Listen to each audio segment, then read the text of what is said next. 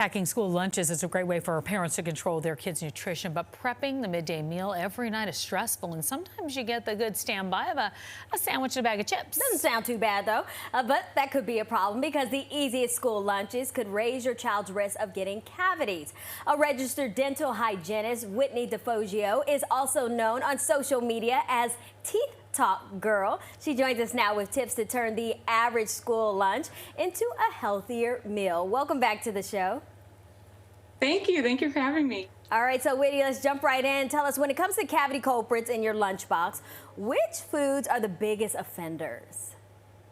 Yeah, so as a dental hygienist, I have found that most people are unaware that fermentable carbohydrates are actually more likely to cause cavities than candy. And so many foods that we commonly pack in our kids' lunches are fermentable carbohydrates, such as sandwiches, specifically white bread, potato chips, and crackers, graham crackers, goldfish crackers. Those are all considered fermentable carbs, and they are no good for your teeth. And of course, also the more common knowledge ones like sticky gummy foods, gummy bears, gummy worms, Sour Patch Kids, and fruit juice.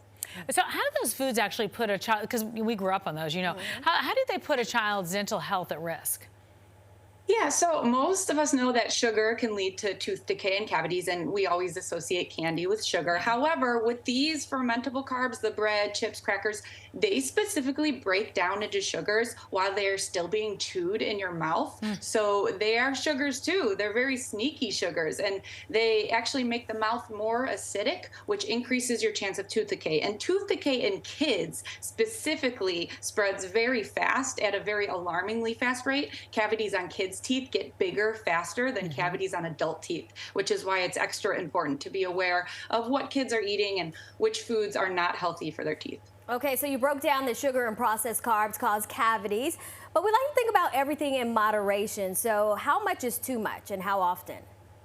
Right. So yes, everything in moderation is key, and frequency is key. I always like to tell my patients that snacking is the absolute worst for teeth. It's the worst because it's actually better to eat all of your snacks, carbs, candy, eat it all at once, because then afterwards it gives your saliva time to neutralize the acidic pH in your mouth from all the sugar, as opposed to constantly making your mouth acidic by snacking on those foods all day. But if you are going to snack, just be sure to drink and switch with water afterwards to promote saliva production and wash away any residual food debris in the mouth, as well as consider chewing xylitol gum or sucking on xylitol mints. Xylitol, it's spelled with an X. Xylitol is an ingredient that can actually repel dental plaque and inhibit bacteria in the mouth. So limit snacking, but if you can't, then drink water and chew the xylitol gum. Those are easy tips. I like that. All right, so a lot of parents are short on time. We know that. Easy lunch ideas that can make a big impact for them. Yes. So I always say throw in a stick of cheese into the lunch bag. I know that sounds silly, but it's real. This is because sharp cheeses, such as cheddar, can really help neutralize acidic pH levels in the mouth and reduce the chance of cavities. So if your kids are eating, say, cheese and crackers, you should always tell them to be sure to eat the piece of cheese last, have it be the last thing in their mouth to help neutralize the pH from the crackers. So the order in which we eat, really matters. I always say to try and eat the tooth-healthy foods last, which can easily be a slice of cheese to throw into the lunch bag. Something else to consider is swapping out some of the unhealthy fermentable carbs for healthier alternatives, such as instead of packing chips, try to pack, crunchy fruits and vegetables. You get a similar crunch effect. Instead of packing fruit snacks or dried fruit, both are bad for teeth. Even dried fruit is not good for teeth.